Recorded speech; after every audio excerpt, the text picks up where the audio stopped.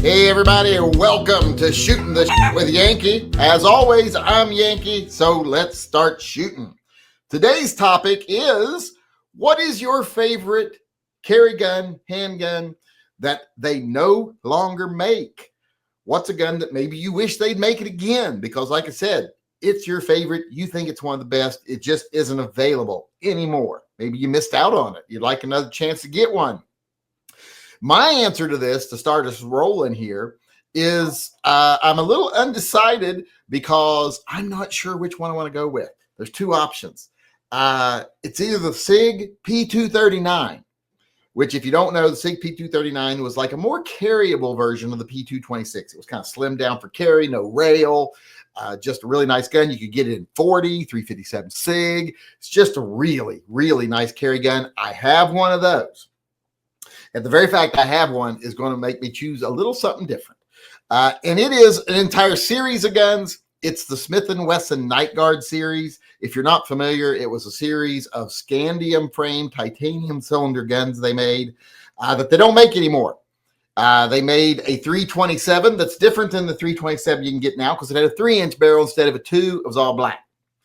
I would much rather be able to get it with the 3-inch barrel. I have the 2-inch barrel, but you know, it gets made fun of because it's got that little snubby barrel and it looks really small on that big end frame gun. I have it. I like it, but I'd like to be able to get a 3-inch version of it. And even more importantly, they made a 386 plus Night Guard gun. So that would have been an awesome gun to have. Didn't get one because at the time they were out, I was a little bit stuck in the mud still.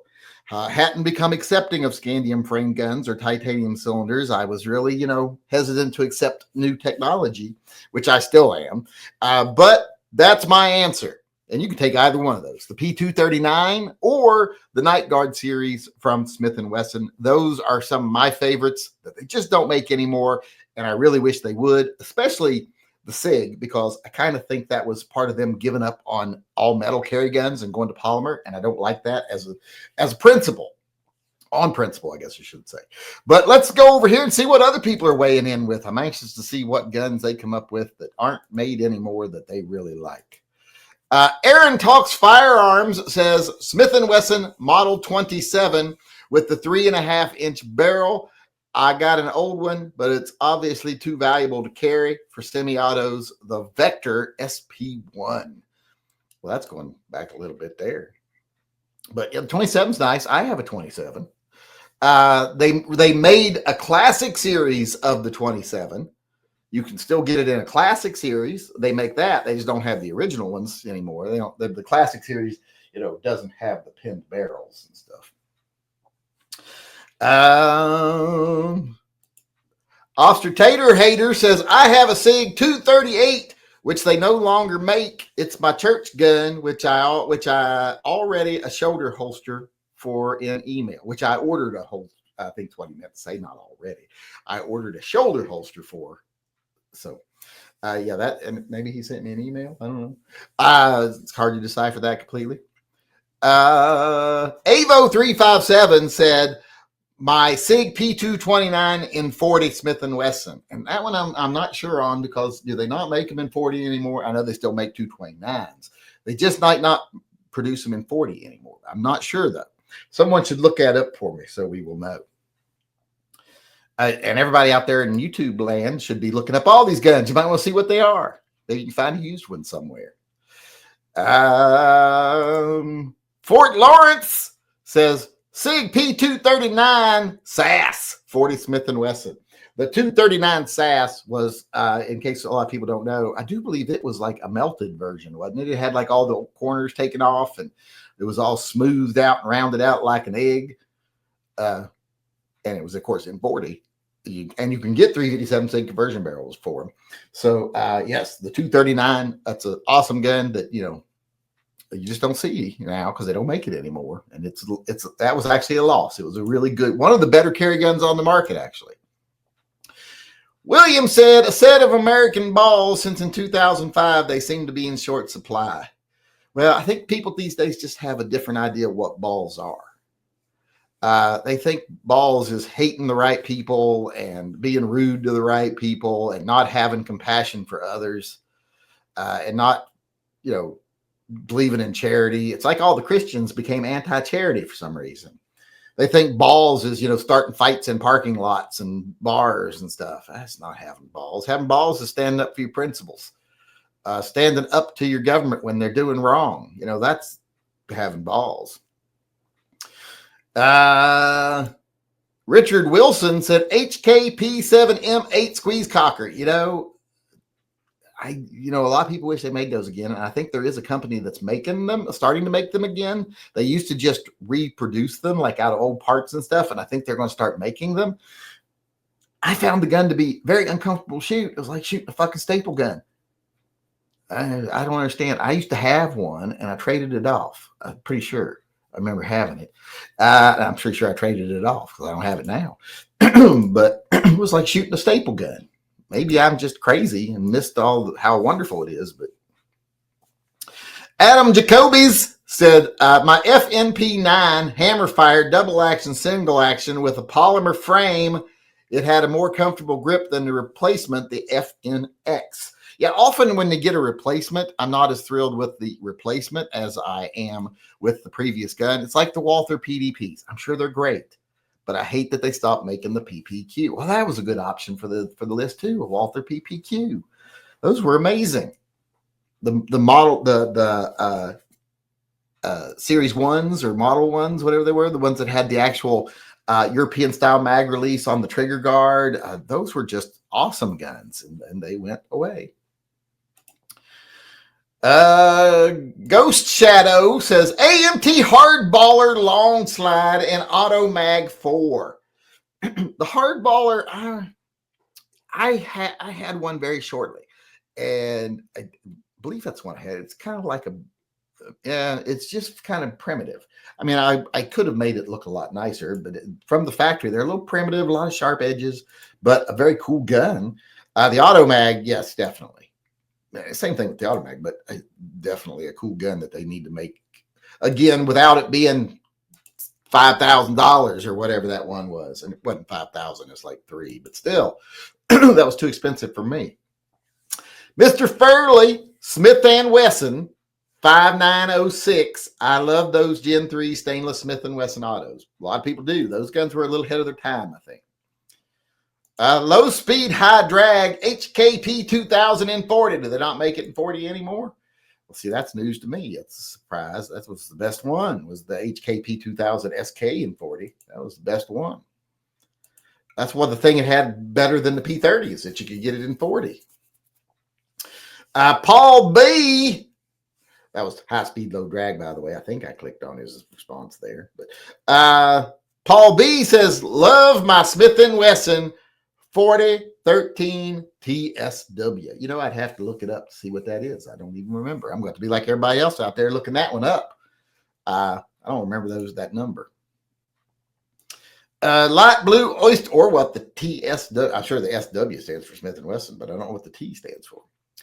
Light blue oyster Colt says CZ97 10 millimeter conversion. Do they not make those anymore? Because I always wanted one of the CZ97s and have never gotten one. So I hate to think I can't get one now. Mikey D said Colt Trooper. Yeah, those were nice guns. Those were Smith & Wesson's, or excuse me, Colts, more related to like the KL frame guns more so than the Pythons, because the Pythons were more refined than the 686s and stuff. That and the 86s and 69s and whatever, those are more along the same lines as those guns. Guns for people who wanted a Colt but still wanted to use it. Mr. Furley, Ruger 1911 Night Watchman 45. Buzz me, I don't care. Why would I buzz you? Do they still make that one? If they still make it, I'm going to buzz you just to be safe. Bah! It doesn't mean that they haven't discontinued that. It just means I don't know. And you've sown doubt by saying buzz you. Dale Rickety says Anderson Wheeler 357 Magnum, but they only made what, one or two? They never went into mass production like they should have. That was a gun I looked forward to. That was the gun that I was planning on committing horrible atrocities to afford if I had to.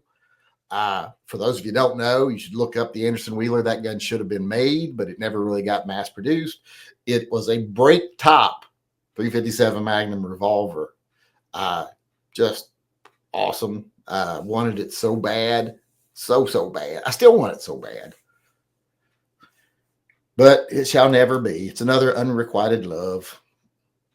Got a lot of those. Spark 68 said Smith & Wesson 357 4-inch model 28-2. Well, if you're going to add the dashes, well, I guess a lot of the Smith & Wessons, because you can't get the features that were on the early models, like the recessed cylinders and the pin barrels, etc. And Ruger 4-inch Security 6. Yes, they should make the Security 6 and the Speed 6 again. I liked the Speed 6 a lot.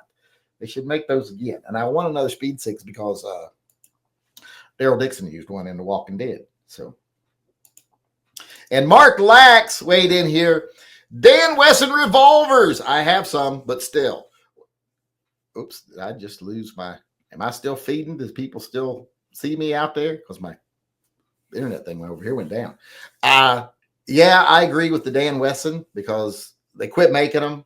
That was the casualty of CZ buying Colt, because a lot of people who don't know, Colt is now owned by CZ.